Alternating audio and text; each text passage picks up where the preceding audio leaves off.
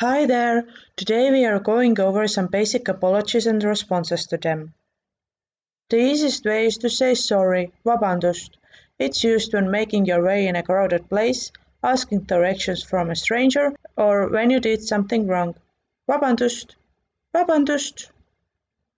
When you want to pass strangers or ask them something and want to say excuse me, it's vabandage mind.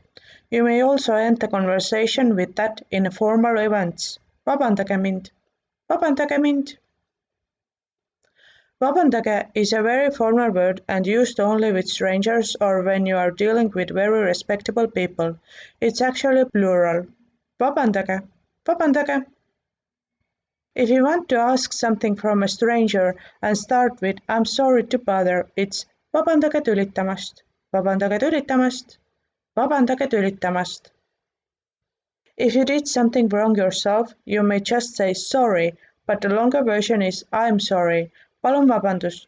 The direct translation is I ask for your forgiveness, but the meaning is still I'm sorry. Palun vabandust, palun vabandust.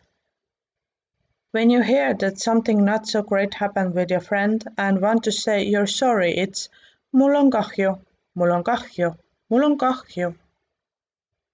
When your friend complains about her life and you want to be there for her and say you're sorry to hear about everything, then kahju kuulda, kahju kuulda, kahju kuulda.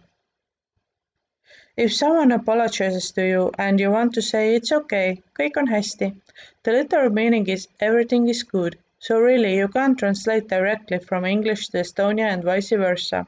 Kõik on hästi, kõik on hästi. The other way to respond is it's nothing, pole midagi, pole midagi, pole midagi. To a close friend you may say also no worries, pole hullu. Notice that I don't pronounce hush, pole hullu, pole hullu. If you want to respond and comfort the person at the same time, we use the phrase ikka juhtub, meaning stuff happens and it's all okay. You may say them also together like pole midagi, ikka juhtub, ikka juhtub, ikka juhtub. That's all for today. Aitäh! Thank you so much for listening and see you next time. Bye!